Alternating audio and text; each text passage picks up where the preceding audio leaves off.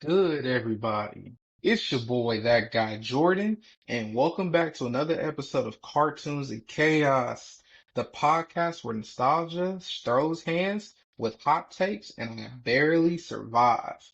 Now, I know what you're thinking. Where's Dallas? Where's Dante? Don't worry, the anime guru and the chaos crew are still with us. But life be lifing. We just moved into our new place. Shout out to my wife for holding it down. And shout out to my beautiful friends, to all my homies who helped us with the move. But the grind don't stop. So today you got me, solo dolo. It's all right though. We got a good episode cooking up. Gotta do what we gotta do, baby. Anyways, check this out. So, this week, I know we said that we was going to be talking about the Akatsuki, JetX, Kids WB. Yeah, that episode 7 is going to be episode 8 because I want my boys to be here for that one. This week, we have a lineup of stuff that we got to talk about that I wanted to really divulge into. So let's get started. So today, we going to talk about the top 10 Avatar: The Last Airbender episodes of all time. Look, you guys know how I feel about Avatar: The Last Airbender. I'm a huge fan of them. But I had to do this list. This list right here, this is my passion, baby. This is what I do. I love top tens. I love doing this. I love doing this for I love doing this for yeah, let's do this. Let's get it done. Let's get it done. This list was hard, y'all. Avatar is easily one of the most flawless animated shows ever made. But I had to dig deep for this, so let's run it. At my number 10, at my number 10 is the Avatar Returns. This was the episode to let us know that, oh yeah, this ain't your average cartoon. From the iceberg reveal to Aang saving the day, this was a peak setup. Now remember, this was episode 2 of the series. So at this point, we've already seen the boy in the iceberg. So we've seen Avatar Aang get found by Sokka and Katara, brought back to the Water Tribe village. We've seen Zuko looking for him. This episode signifies how important Avatar Aang really is to the world of Avatar. We get a glimpse of his power. We get a glimpse of who Zuko is, Iroh, and we just get a kind of a glimpse of everything, you know? Sakura, or not Sakura, whoa, sorry guys. Katara isn't this big waterbending master yet and everything. She's still a novice, not even a novice. She's a rookie, like whatever below a rookie, like a youngling in Jedi terms, whatever. Anyways, though, this was a great episode that we really enjoyed, and I really enjoyed watching this, rewatching this for the early on effects of what Avatar brought to the table. So there's my number 10. At my number 9, The Deserter. Now, Deserter, another season 1 banger. Aang's first taste of firebending. So remember, Aang is trying to master all 4 elements. He's an airbender. He's already a master airbender at this point. So he has to master water, earth, fire.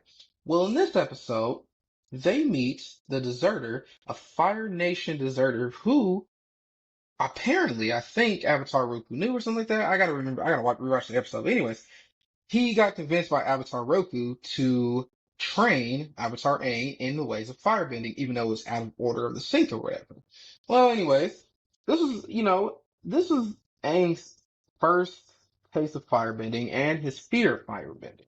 Because this was an episode about getting burned and literally, because in this episode he got too excited with firebending and burned Katara. But here's the thing with this. Katara also learned a lesson this day. She learned the art of water-bending healing. Zhong, the trainer of this, Zhong, his firebending master at this point, was also the firebending teacher to General Zhao. We all remember General Zhao was a freaking asshole this whole series. But anyways, and Avatar Aang, defeats him, all that stuff like that. But he swore off firebending for a bit. We'll get to that in a second. So I love this episode because it just shows that this episode really taught us that power without control can be very dangerous. And Avatar and felt like seeing that firsthand. And we love to see growth in this character arc type of thing. So we love to see that. So with that being said, we move on to my next episode, which is number 8, The Siege of the North. Okay, okay. So at this point, book one, Avatar Aang is trying to get to the North Pole, from the South Pole to the North Pole to learn waterbending. They meet their waterbending master, Paku. Avatar is learning, Katara is excelling, and on top of that, the Fire Nation General Zhao is looking to finally end the war by defeating the Water Tribe of the North. And then, of course, you got the little side stories. You got Sokka over here doing what Sokka does. He over here backbending the Water Tribe princess and everything like that. The princess who is betrothed to be married. Man, he pulling married chicks. Come on, Sokka. That's A1. Anyways, the Fire Nation comes. General Zhao is on some crazy ish, and this is a great episode. Yue becomes the moon spirit. Iroh shows up like a beast, and Aang taps into the Avatar state like a god. That final battle, Chef's Kiss, iconic. Think about it like this. To end your first season like that is what you got you renewed for the next season, basically. They were like, we don't know. Then just to drop that right there, I think that was some peak animation. And it's a really good episode to go back and watch sometimes just to see, everything, how it plays out for us. And we get a first glimpse to see that who Iroh really is. And I love that. I love that about this. I love it. I love it. I love it. On to the next episode, the Avatar State. This is an episode that really kicked off book 2 because Avatar kicked off book 2 with straight pressure. The Earth Kingdom politics are put into play, power struggles, and Uncle Iroh cooking generals with facts. The reason why this episode is very iconic to me, because I believe, if I remember correctly, this was the episode where an earthbending general was like, if we could tap into the power of the Avatar state, we could be unstoppable. We could go to the Fire Nation. We could kill all these, do what we never do. Then he pissed off Aang by putting Katara in the dirt. That's when things got rough, and that's when we learn. Again, this is back to power over responsibility, responsibility over power. Avatar Aang, the Avatar state, is a defense mechanism designed to enhance the user's abilities, but if killed in the Avatar state, the Avatar cycle completely severs and the Avatar dies completely, never to be reincarnated again. So, now we have a backstory of why the Avatar state is very important and why it shouldn't be taken lightly. Again, this general doesn't know anything. So, and then on top of that, we have Iroh and Zuko relaxing in the hot springs, and we get a first glimpse of Azula. Now, if you don't know, Azula is very crazy and should probably be in a jail. But this is his little sister, who's very crazy, and Uncle Iroh and Uncle Iroh and Zuko decide that instead of facing them, we should just go to the Earth Kingdom. Great first episode of book 2. Now, we go into my next one. This is The Chase at number 6. So now, the gang is all here. We have the full Avatar gang here. We have Sokka, we have Katara, Aang, and now we have Toph, the blind bandit, who's teaching Aang how to earthbend. Well, here's the kicker to this now. So now, in the chase, the whole squad is exhausted. Azula is chasing them down relentlessly, all because Appa is shedding. The Earth Kingdom, with Zuko, Iroh, and Team Avatar, it's one of the best choreographed moments of the show because for a split second, Azula is the bigger of the baddest to everyone. Iroh gives great advice and great tea. And in this moment, we do see that for a split second, we do see the first indications that Team Avatar is fully assembled against the primal evil of Azula until she chucks, Iroh full of lightning and, all shit goes to hell. Great episode. I recommend watching it again. I'm going to go watch it again. I love it. At number 5, my top 5, where I think everyone's in their top 5, this episode should be. In the top 5, I believe the Crossroads of Destiny is in everybody's top five when it comes to Avatar, The Last Airbender. Because this episode was iconic to end season two like this. To end season two like this. Because let's think about it. Avatar Aang hasn't fully mastered the Avatar state yet. He has to let go, be, whatever. He doesn't want to do that. He grabs Sokka. He grabs Toph. Everyone's been through some type of thing. The Earth Kingdom's falling. Azula's three steps ahead of everybody. And at the end of the day, we're thinking Zuko's turned a new leaf and everything. And in reality, Zuko's still the same guy we all know and hate, whatever type of thing, blah, blah, blah. As much as we want to root for him, the guy just makes it very hard. And then at the end of the day, Azula shoots Avatar Aang in the back full of lightning, and we assume if it wasn't for Katara, there would probably be no season three. Now we go on to season three.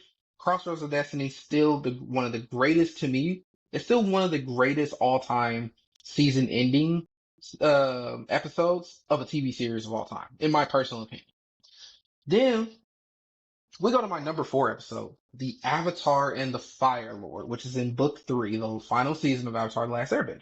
Now, in this episode, I love this episode for many, many reasons. When I go re-watch the Avatar series, or when I'm trying to just find something to watch, I pick this episode. I love the parallels between Sozin and Roku, and how Zuko and Aang goes on this journey discovering who their grandfathers was. Because the simple fact of the matter is, or not their grandfathers, Zuko's grandfathers. Because in this episode, the dual storytelling between Roku and Sozin is a masterclass in writing. It's where the war truly began because we see the vision. Here's the thing, we see the vision. Avatar Roku spends 12 years training. So apparently the Avatar site, and when you're becoming the Avatar, you spend 12 years of your life training in each element. Right? So wherever you're born at, so in Sozin's case, he was born a firebender. He became a master firebender. He went to Air where he met Monk Gyatso, Aang's teacher, of course, and close companion.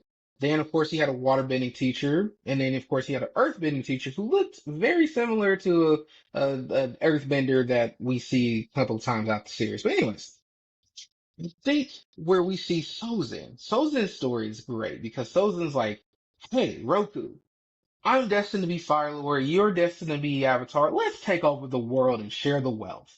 And Avatar is like, nah, we supposed to be divided, we supposed to be this and everything. And then the first indication of like the turmoil that happens is like, what are you doing? And he's like, I'm taking over the Earth Kingdom. So of course, we need to make sure that um, what's it called? Of course, you need to make sure that Avatar, the Avatar story, I think the overall story, the Avatar story is that Zuko's internal fighting, because I think Zuko's internal side of being good and evil stems from the fact that how Iroh explained it is that it's the story of not just Sozin, but your other grandfather, your mother's father or mother's grandfather, whatever.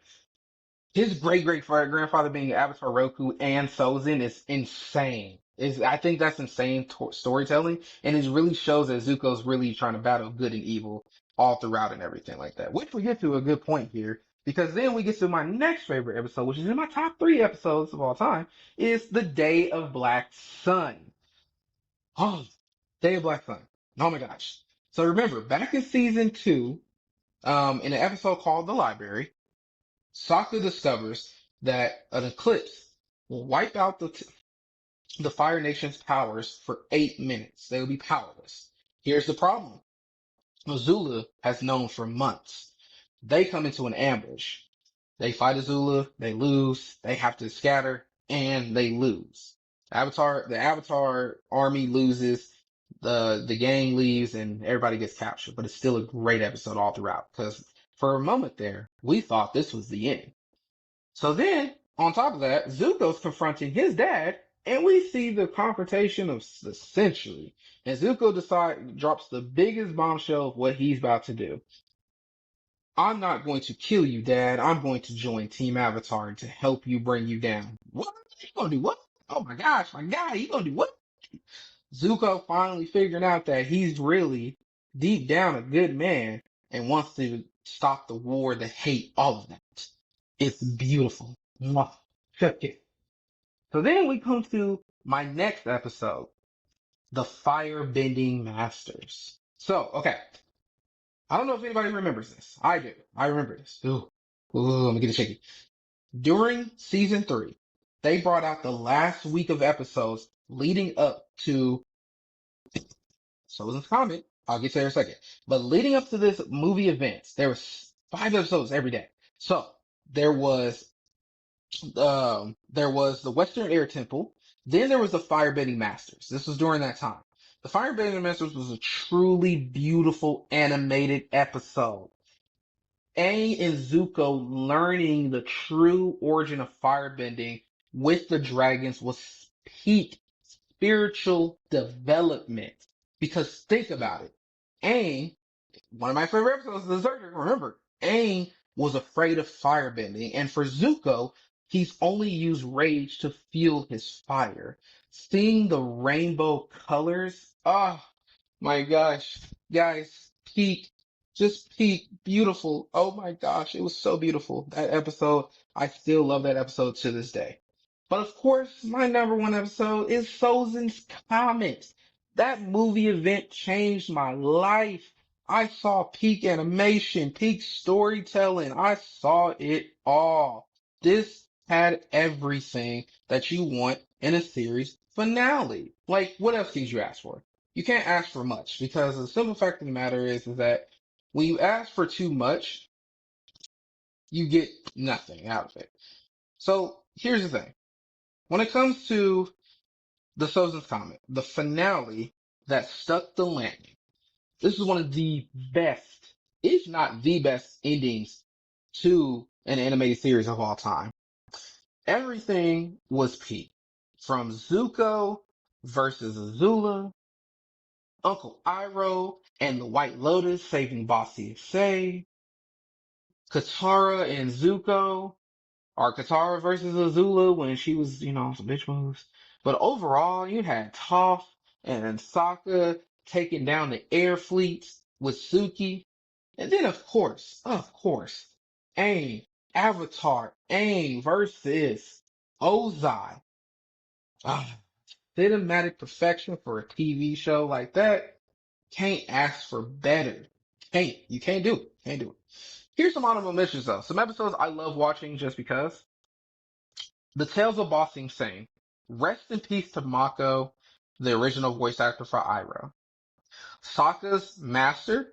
Think about it. Everyone needs a master. Sokka got one too. The Guru. Oh my gosh. The episode before the Crossroads of Destiny. Great episode. Pete. Chef's kiss. The Blind Bandit. Toph's debut. And The Beach. First of all, teen drama, but make it Fire Nation. Funny. It's like Degrassi, but Fire Nation. We love it. We love to see it. Okay. So now that you guys know it, what do you guys like? What episodes do you think were the peak episodes for Avatar: The Last Airbender? Let me know. All right. We're going to move on to my next segment. I want to talk about a sci-fi movie. I love sci-fi. A lot of people know this, but if you don't know this, I'm a sci-fi guy. I'm a nerd. I just love sci-fi. I love science fiction, all that stuff. A movie and book that I both enjoyed yet was disappointed in, Ender's Game. If you don't know what that is, it's a movie about basically kids helping the government kill space, like, rodents? I guess that's the best way to describe it. How to describe a movie in a terrible way. Got it. Anyways, let's talk about it. It's a legendary book. It's sci-fi royalty, and then came the movie. The film dropped in 2013. The film dropped in 2013, and it had a very star-studded cast. I want you guys to hear like some of these characters or some of these names. You had Asa Butterfield as Ender. As most of you guys know, he's been growing as an actor. You guys should go watch, if you guys need a visual, I would recommend going to go watch Sex Education. Great show on Netflix. Asa Butterfield is the main character in there. Very great actor. Love him to death. You had Harrison Ford as Colonel Graff. Then you had, here's the lineup. This is a crazy lineup. You had Viola Davis Ben Kingsley, Haley Steinfeld, Abigail Breslin. I mean, come on. You had the cast to make this work. But why, with that lineup, it fell flat? What? Why did this movie fail? Why did Ender's Game, the movie, fail? It compressed. Let me tell you why. I'm gonna tell you why.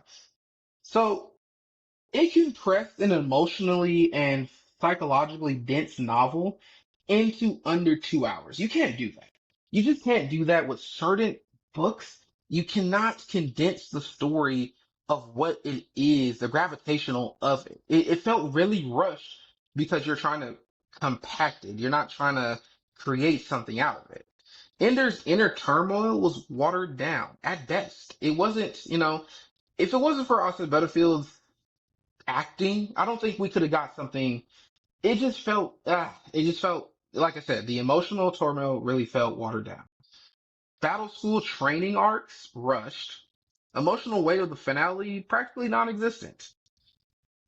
I'm just saying, Ender's Game had its moments. Can we talk about the fact that, oh my gosh, can we talk about the dude from Hannah Montana, the little guy? He was in the movie too. Oh my gosh, I forgot about him. Uh oh, never, I can't remember his name right now. No, somebody tell me whatever. I'm just saying, the movie was the book. If you guys go read Ender's Game, it's one of the greatest sci-fi stories of all time. To me, it's right up there with, like, when it comes to top three sci-fi novels of all time, you got to put Star Wars there. And when it comes to sci-fi stories, because Star Wars started as a movie, it wasn't a book. If we want to go book wise, Ender's Game is probably one of the best sci-fi books of all time. I just got to be honest here. Unless I'm thinking correctly, let me see. Was Blade? Let me see. I gotta remember. But right now in my head is Ender's Game. But anyways, the movie did not do it justice. It did not do it justice. And you guys know how I feel about live action movies and stuff like that, because depending on what it is, but in this situation, you've had everything you could ever ask for to make a live action work, and you didn't. You didn't do that. And you know what? I can fix it. I can fix Ender's Game right here if we want a great rendition or whatever you want to call it. We can call it whatever you want it. If you want to make the book Ender's Game and the other books that was written after Ender's Game into a series, here's how you do it. First, you start a streaming series. You put on a streaming series, just like everything else now. Everything's on a streaming series. You could do Amazon and HBO Max. Could truly do it justice. Honestly, I think Amazon could probably do it. Amazon has done a very good job in some of their live actions and even some of their adaptations of certain things. Invincible and The Boys, some of the best adaptations of a comic book series I've ever seen. Could they possibly pull off the book series? I think they could. You have to slow burn the development. You actually have to show what Ender's Game is actually about. This is not something you can rush into 2 hours. It has to be over a series of time. It has to be about 15 to 20 episodes. You got to do that. You got to let Ender grow into his trauma. Ender has a lot of trauma he has to work through and work with. Like, this is something that this book does well. It shows what trauma is, especially in a child who is leading armies and leading death and killing. Like, this is what it is. You have to show the moral weight of using children as weapons. That's how you honor Orson Scott Card's vision, the author. This is his vision, to show what the future could hold. Show that using children in a program designed to kill off entire species. That is Ender's Game. And if you if you guys are big into reading, I recommend going to go read Ender's Game. Just read the first book. Read the first Ender's Games book. Don't read any of the other ones until after you watch the movie. Then you'll see what I'm talking about. Do that for me. Come back to me. Tell me how that goes. Anyways, on to my next thing. Percy Jackson. Yay.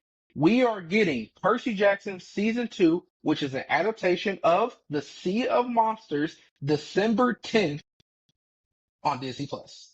Then they are already filming season 3, The Titan's Curse. And they've already cast Nico and Bianca D'Angelo. Hate the Children of Hades. Oops, spoilers.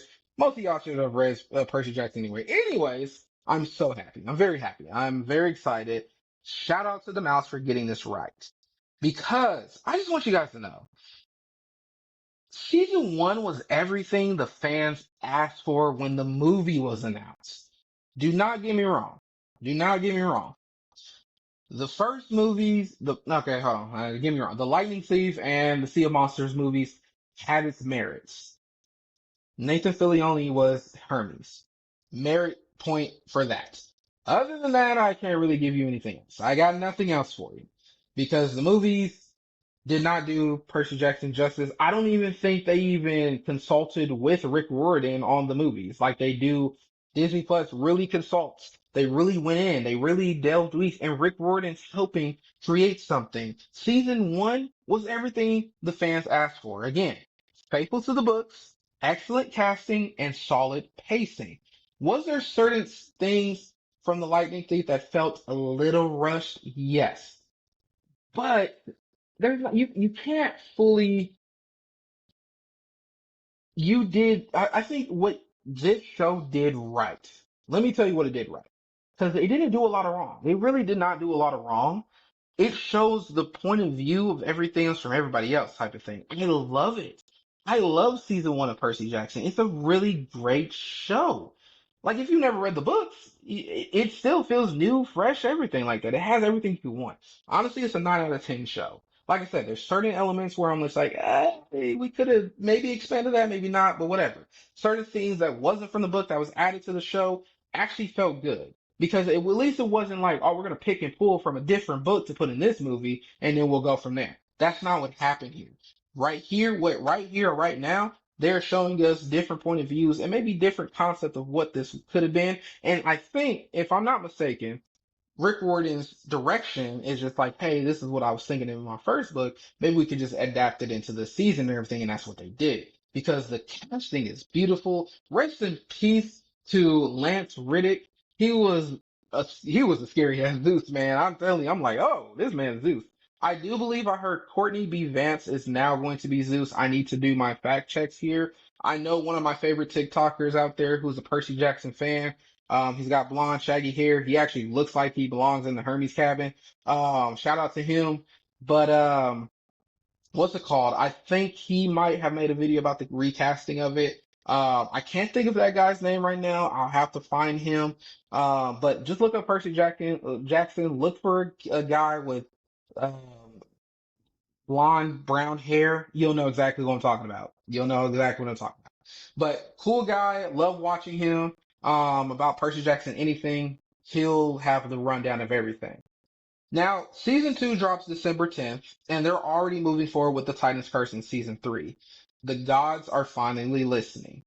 If Percy is getting his flowers like this, and if season two is a success, following up with season three, then we are definitely going to get the Labyrinth, and we're going to get the Last Olympian adaptation. But who's not to say that we're not already looking forward to the future, to the Lost Hero, and all those. Let me calm down. Let me calm down. Whew. But Rick Riordan keep doing your thing because he's still writing books right now. Percy Jackson is by far one of the best books of all time, in my personal opinion. I've read it. I've read a lot of different books. Percy Jackson's right up there. It helped me pivot to where I wanted to be a writer myself, along with Harry Potter and all that stuff like that. But here's my thing. You guys know how I feel about live action adaptations of animation movies and everything like that. But live action shows based on books, comics, whatever, and they do well, you have to give them their flowers. And here is another thing. Because think about it like this. We're getting Percy Jackson as a series. Right. You're following me, right? We're getting Harry Potter as a series. But you know who needs a series? You know who needs a series? And don't give me that. Don't I can hear some of the people like, oh, I think Twilight needs its own series. Or I think Divergent needs its own series. No. None of those. None of those. They had a chance. It's Eragon. Eragon. Eragon deserves a comeback. If you guys do not know what Eragon is, let me explain to you. what and who Eragon is. Eragon, in the time of the Dragon Riders. I have to put my hand over my heart. The story. All right. So Aragon is about a young farmer boy who discovers a dragon and becomes a dragon rider, a race of ancient warriors and dragons that make a pact together to create the Dragon Rider Corps. They were portrayed, killed off, whatever. For the last 100 years, there's only been one Dragon Rider, the King, Love Black, because they live. It's a long story. Go read the books. Whew, I can't explain it all. Anyways, Aragon is a forgotten gem because we don't talk about how the Aragon movie hurt us. I think it hurt Paul, the author Paulioni. I think it hurt him because the simple fact of the matter is it rushed his story. It had potential. You had dragons, the destiny, the rebellion, and they butchered it. They butchered it all. And here's the thing: I am not a knight guy. I don't like knights in shiny armor. I'm not really big on. I'm not big on. I'm not big on the whole like. What's the word I'm looking for? I don't like armor. I guess I don't like the crash heals, all that stuff like that. It just kind of depends on errors, but knights in shiny armor was never my thing. But Aragon changed that a little bit for me because Aragon really was like, how about we give you a knight, but he rides a dragon into battle? Okay, I mean, and she mentioned that sounds kind of cool, Why not? Aragon is so has so much potential, and especially in today's streaming world, a live action Disney Plus or Amazon Prime series could absolutely revive the franchise. Christopher Paulino's world is vast, emotional, and full of lore.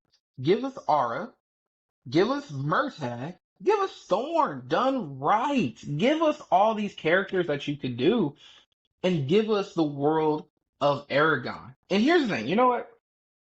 Here is the thing. I can tell you who would do it right. I can tell you the exact people that would do it right. It would be Amazon Prime. Amazon Prime would turn that franchise into something great.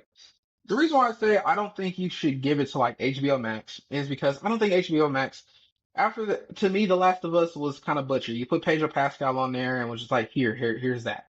And we all loved it because it's Pedro Pascal. Why not? But other than that, I didn't really like, The Last of Us.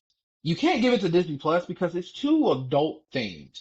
Like, Aragon is a very adult, it's very age 17 and up appropriate type of thing because it has adult themes in it. It doesn't do well. It wouldn't do well on what Disney Plus has to offer, type of thing. In my personal opinion, I think it would do well on Amazon Prime because Amazon Prime just genuinely just doesn't give a shit and will let free reign happen. That is how I'm looking at it, and I think it would do very well. Aragon is a very good story. Low key thinking about going back and rereading the books again because I do enjoy the books, and he just dropped a new book about Murtagh and Thorn. So to all my Aragon fans out there, help me. Let's create a petition. Let's I'm about to create a petition right now. Who wants to see an Aragon series on Amazon Prime? Amazon Prime, if you're out there listening, we need an Aragon series. Thank you very much. Anyways, from Aragon, so on to my next thing. I watched Superman recently. I got to watch Superman yesterday, and I want to talk about James Gunn, the new DC universe, and maybe make a silent plea. I don't know. Okay, so let's talk about the Man of Steel. So I saw Superman, the 2025 version, and I'll be honest, I give it a solid 7 out of 10. It was good. Like, I had my doubts about it because, again, I still see Henry Cavill as Superman in my personal opinion. Um, again, nothing to David. I can't think of his last name. That last name's hard, but nothing to the new Superman at all. I think he did a very good job. I really do. Here's my concerns. I am not in love with the new suit. Come on, man. Now I understand we don't like the darker tones and everything, but do we have to bring back the tights on the outside of the suit? I'm done with that. I feel like we're over that. I hate seeing it. That's just me personally. I don't know. It is what it is. I think making Superman weaker was a weird flex. I mean, at the beginning of the movie, they was talking about like how, yeah, for in the last 3 years, no one's ever beaten Superman, and then next thing you know, he's just getting his ass beat. Like. every which way in the movie. That's kind of weird to me. I'm just like, okay, Superman is way stronger than this. You're not just gonna. Now I understand that Ultraman was basically his clone, which, by the way, did not like that either. Ultraman is an alternate dimension Superman who's evil, but we're not gonna get into that, I guess. That's just the lore. Um, Lois Lane felt overly involved. Like she was narrating the movie kind of type of thing. I don't know. It felt weird because it just felt like she was in there half of the movie type of thing, which don't get me wrong, Lois Lane's she has impact. It just felt weird, like she's driving a T-ship, she's going to alternate in the I don't know. Maybe I'm tripping. I don't know. I like my Lois Lanes just involved but less involved, if that makes sense. I don't know. I don't know. Jimmy Olsen was cringe. I'm sorry. I don't like the Playboy Jimmy Olsen. I don't like it. I like the nerdy, type of goo. The straight out of he's straight out of an SNL skit, in my personal opinion. And can we talk about Cat Grant? Whose idea was it to make her jiggle like that? Like Cat Grant is not an overly sexualized character, in my personal opinion. Maybe I need to go back and read the Superman comic. I feel like we did too much in making her overly sexualized like that. Making her a blonde bimbo? Oh, come on, man. Can we do better? Now, here's the thing. Lex Luthor, Nicholas Holt, kudos to him. That is the player hater of the month right there. He is a player hater from back in the day. That man hated on Superman so bad. Like, oh my God. Do you know how much of a hater you gotta be to basically be doing video game combos to beat your adversary? Oh my gosh. Superman had a great story. Okay, let me rephrase that. Good story. The story had heart, the themes hit, and James Gunn definitely cares about his projects. I will give him that. We love Crypto. Spoilers, we love Supergirl because she's a drunk bimbo, so hopefully that changes when she gets her movie. But I will say this. I have said this before, but I'll say it again. And I've seen other people reiterate and probably agree with me on this here. James Gunn? So hold on, I apologize. I'm having technical difficulty.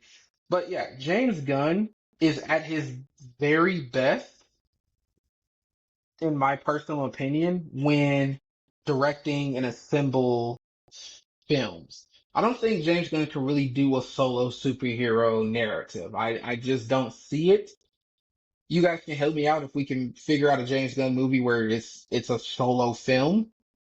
But I just don't think he does well. I mean, don't get me wrong, this movie was a Superman movie, in fact, but it had the themes of like it's a Superman movie, but it's a Justice League movie too, or the Justice Gang. Nathan Fillion being on the big screen again like this and playing Green Lantern, but playing Nathan Fillion usually voices Hal Jordan. But making him Guy Gardner, I still hate Guy Gardner. The character of Guy Gardner, I've always hated him. He's the worst Green Lantern in my personal opinion. But I love the character that Nathan Fillion is able to portray. And Nathan Fillion has worked with James Gunn a lot, and he's worked for DC a lot of the times. He's also done some Marvel work. So great to see him in action. I love seeing Hawkgirl. Hawkgirl was good. I love the actress. Watched her in Transformers. Watched her in Transformers, the Last of Us. She was Dora. She's been in a lot of movies. She was Madam Web, which was a flop, but for her it landed and stuck her with Hot Girl. And of course, how can we forget Mr. Terrific? It honestly, I think Mr. Terrific was the best thing about that film. They finally gave my boy Darwin redemption because the X-Men surely treated him like shit. But other than that, Superman was okay. Superman was a good movie. Would I watch it again? Sure. I'll give it a watch again. 7 out of 10 seems like a good place for it. I don't know what the overall hate for it is. Probably because like people are still mad about the Snyderverse and everything like that. Don't get me wrong. I would have loved to see the Snyderverse come to fruition, but at the same time, I have to be realistic. Certain people want certain stories told, and that just wasn't the story that people wanted to be told. So there's that. There's no reason to get mad about it. Don't give it a bad review just because you're mad that another thing came about it. Like I said, I still think Henry Cavill is Superman, but I did enjoy this Superman story, and I'm going to enjoy what else James Gunn's new DC universe brings us. If it's good, great. If it's bad, then we'll talk about it. But this was not by far, Superman was not a bad movie. This movie had it all, had everything you wanted in a Superman film and everything like that, with a little bit of, there was, like I said, there were certain things that could be fixed. Hopefully that gets fixed in the next movie, but otherwise than that, still 7 out of 10 movie, still good. So there's that. But I want to, while I'm talking about James Gunn here, this is where I might get mad. I might get mad here. James Gunn, I personally appeal to you, WB, and DC. Bring back Young Justice before I crash out. I'm a riot if you don't. There's too many unresolved storylines. Fan demand is there, and the multiverse is wide open. If you want to show how heroes evolve and fail and grow, this is your show. James Gunn, the fans are watching. Make it happen. I don't know if you guys remember when Young Justice came out. It was just an idea. It wasn't nothing major. It wasn't nothing crazy. It was just a concept. Maybe we should show what it would look like if the sidekicks worked together as a team, just like the Justice League. And it landed. We got one season, then we got the second season, then we got the second season canceled, then we brought back the third season and the fourth season, and then after the fourth season, after you left us on that cliffhanger, you want to cancel it again, James Gunn? No, no, no, no. No, DC. We want Young Justice back. Young Justice Part 5, we want it back, and we want it back now. I want everybody on this train. I know, DC, that if you guys want to make this happen, you guys can. And I'm going to appeal that Young Justice comes back. So, if you want Young Justice to come back, let me know. Should Young Justice come back for a season 5, maybe wrap up all the unresolved storylines, or maybe expand off into like a season 6 and 7? We need to know. I want to know. Let me know. There's that. Anyways, guys, it's been wonderful. I've really enjoyed. We're 7 episodes in. I've really enjoyed being chaotic with you guys. I've really enjoyed the grind, the hustle, and everything. And I really enjoyed the support. I really appreciate you guys reaching out, helping me grow the channel, helping me grow everything. Next week is going to be very fire, really fire. We're officially bringing back Dallas, the anime guru himself, and my guy Dante. We gotta give him a nickname. I can't just leave him hanging like that. I'm gonna find. You know what? We're gonna call him by his name. He is a big Sinatra fan, so we're gonna call him by his gamer tag. Sinatra, is it TYG? I think it's TYG now. Sinatra TYG. So there's that. We're ranking all of the Akatsuki from weakest to strongest. We're going to dive into the top 5 Jetix shows of all time, and we're going to dive into the top 10 Kids WB shows of all time. Until then, follow me on YouTube, Spotify, Apple Podcasts, and subscribe on Twitch. We're building something real here, and I appreciate y'all for riding with me. This has been That Guy Jordan, and you've been vibing with the Cartoons and Chaos podcast. I'll catch you guys on Monday. Thank you guys again for your support. Thank you guys again for just, the overall reach and everything. Again, this community is not just for me, it's for you guys, and I want to continue growing with you guys as your podcaster. Thanks again. Have a wonderful night. It's night for me. Have a wonderful morning and a wonderful week for everybody else. Peace out, guys.